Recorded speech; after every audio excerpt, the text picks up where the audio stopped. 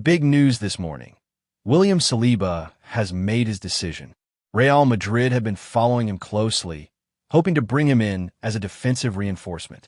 But the French defender has chosen loyalty over glamour. He's decided to extend his contract with Arsenal until 2030.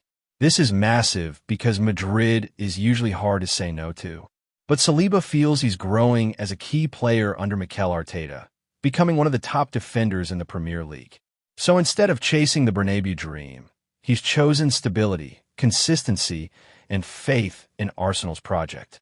Gunners fans are delighted, while Madrid will now have to look elsewhere for defensive reinforcements. Next up, let's talk about Hugo Ekitike. The French striker made headlines in England, but not for the right reasons. In Liverpool's Carabao Cup match against Southampton, Ekitike scored the winning goal. But in the heat of the moment, he took off his shirt to celebrate. The problem? He was already on a yellow card.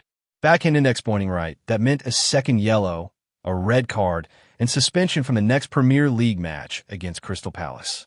But it doesn't stop there. According to several English outlets, Liverpool could hit him with a 2-week salary fine, nearly €600,000. Although some reports have denied that the fine is official, it's clear the club isn't happy. Manager Arne Slot even called the gesture really stupid, making it clear he expects discipline from his players.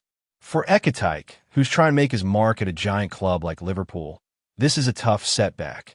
At the top level, even a celebration can cost you. Let's move to Paris now, where PSG is already planning their winter transfer window. Reports say Luis Campos has identified 3 positions to strengthen.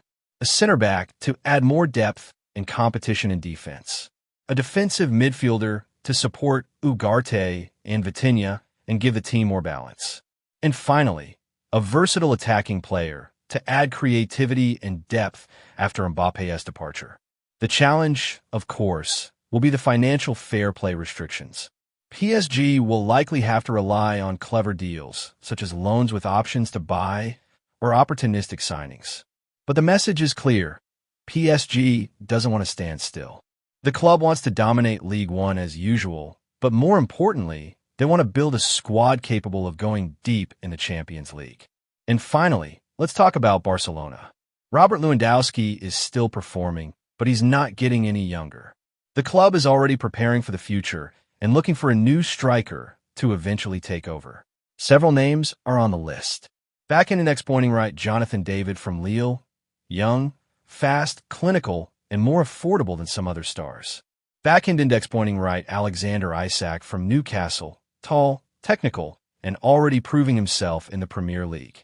Backhand index pointing right other options like Moise Kean or even Villarreal's young forward Eda Ayoung, who has a release clause of just around €10 million. For now, Barcelona isn't planning to replace Lewandowski immediately. The idea is to start the transition slowly, bringing in a forward who can learn and eventually become the team's main striker. But given Barca's financial limitations, the club will have to be extremely smart in choosing the right player.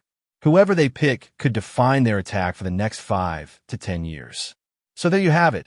4 big stories shaking up the football world. William Saliba turns down Real Madrid to stay at Arsenal.